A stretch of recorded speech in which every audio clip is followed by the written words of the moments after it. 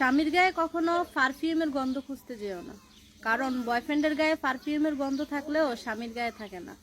কারণ প্রেমিক যারা, তারা সারাক্ষণ আজাইরা ঘুরে, তারা শরীরে পারফিউম মেরে মেরে প্রেমিকার সাথে দেখা করতে পারে।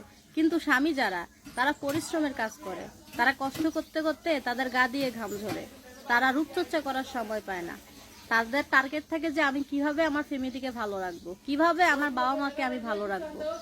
তবে যে কোনো পুরুষ যখন তার বুঝ হয় যে আমি কর্ম না করলে আমার স্ত্রী কষ্ট পাবে, আমি কর্ম না করলে আমার বাবা মা কষ্ট পাবে, সেই পুরুষ রাস্তার পাশে চানাচুর বিক্রি করতেও দ্বিধাবোধ করে না, রাস্তার পাশে ঝালমুড়ি বিক্রি করতেও দ্বিধাবোধ করে না, রাস্তায় রিক্সা চালাতেও অপছন্দ করে না।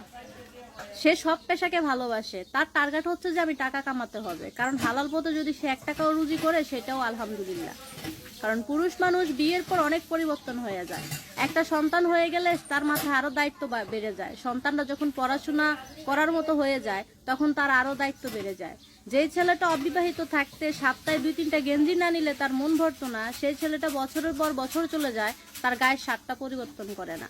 যে ছেলেটা গায়ে ঘাম ঝরলে ঘাম ভিজে যায়, ঘাম দিয়ে সেই গেঞ্জিটা পরিবর্তন করে না, কারণ আরেকটা গেঞ্জি কেনার টাকা লাগবে, সেই গেঞ্জিটা ধুয়ে সে ব্যবহার করে, আসলে সেই ছেলেটা সাংসারিক হয়ে যায়।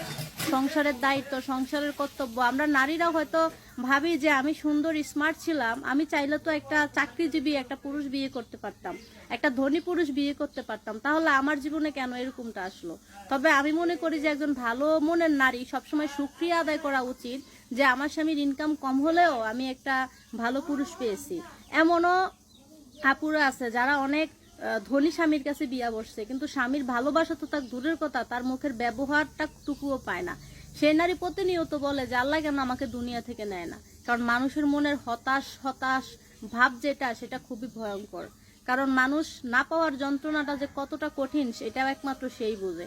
আর মেয়েরা প্রেমিক হারালে হয়তো কয়েকদিন কান্নাকাটি করে, 2-1 বছর কান্নাকাটি করে ঠিক হয়ে যায়, কিন্তু স্বামীর ভালোবাসা হারালে সারা জীবনও সেই আফসোসটুকু ভুলতে পারে না।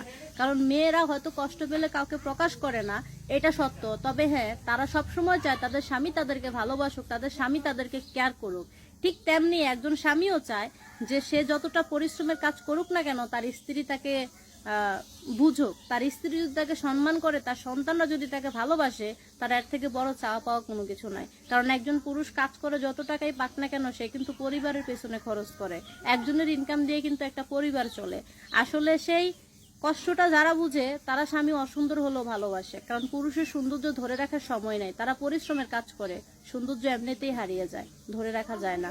কারণ প্রকৃত সৌন্দর্য তো রোদে গেলে এমনিই পুড়ে যায়, সৌন্দর্য ধরবে কিভাবে?